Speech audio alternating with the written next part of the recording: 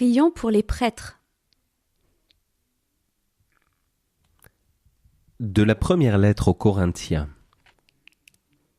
Annoncer l'Évangile, ce n'est pas là pour moi un motif de fierté, c'est une nécessité qui s'impose à moi. Malheur à moi si je n'annonçais pas l'Évangile. Certes, si je le fais de moi-même, je mérite une récompense, mais je ne le fais pas de moi-même, c'est une mission qui m'est confiée. D'une méditation du Père Marie-Antoine. Aucun des perfectionnements, aucune des conquêtes de la science ne peuvent être étrangers au clergé. Il doit se tenir au courant de tout. La presse anticléricale a trop persuadé le peuple que la science excluait la religion. Il faut prouver qu'elle a menti. Un livre bien fait qui donnerait la vie des plus grands savants chrétiens et des plus grands guerriers chrétiens, et qui serait lancé dans le peuple à des millions d'exemplaires, ferait un bien immense. Il importe donc à chaque prêtre de montrer dans sa personne que la science et la foi vont ensemble. Qu'il introduise au catéchisme et dans ses prédications une note scientifique, en les adaptant aux besoins de notre époque. Nous vivons dans une société rationaliste et hostile à la foi. Il faut donc apprendre au peuple dans les prédications et aux enfants dans les catéchismes à réfuter les objections contre la religion, en leur faisant bien comprendre que l'acte de foi ne demande pas la soumission aveugle, mais la soumission intelligente et raisonnée. Prions. Seigneur notre Dieu, pour diriger ton peuple, tu as recours au ministère des prêtres. Accorde-leur de persévérer dans l'attachement à ta volonté, afin que par leur ministère et leur vie, ils puissent travailler à ta gloire dans le Christ, lui qui vit et règne pour les siècles des siècles. Amen. Notre Père, qui es aux cieux, que ton nom soit sanctifié, que ton règne vienne, que ta volonté soit faite sur la terre comme au ciel. Donne-nous aujourd'hui notre pain de ce jour.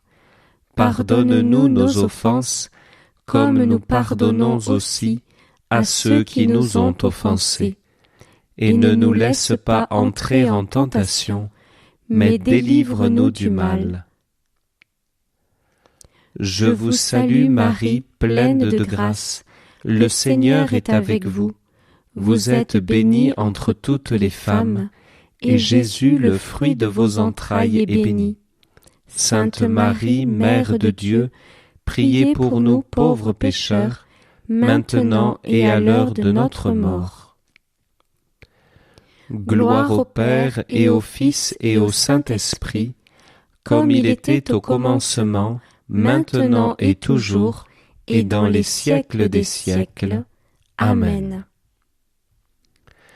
Seigneur notre Dieu, toi qui donnes à ton Église les serviteurs dont elle a besoin à chaque époque, souviens-toi du zèle apostolique et missionnaire du Père Marie-Antoine, capucin, sur Toulouse, sur tout le Midi et au-delà. Proche des pauvres et des enfants, plein d'une énergie puisée dans la foi et la prière, il portait sur les gens qu'il rencontrait un regard d'amour venu de ton cœur de Père. Il savait avec ton Fils parler de ta miséricorde et avait l'art de conduire les pécheurs à la réconciliation. En ce début du 3e millénaire, marqué par l'indifférence religieuse ou par une haine contre les chrétiens, daigne glorifier ton serviteur qui s'est donné sans compter à sa mission. qu'il intercède pour l'évangélisation renouvelée à laquelle le Saint-Père nous appelle tous. Ainsi, grâce à la Vierge Immaculée, qu'il aimait vénérer à Lourdes avec les foules qui l'y menaient, nous pourrons, dans l'élan de l'Esprit Saint, marcher sur les chemins de ton royaume d'amour et de paix. Amen.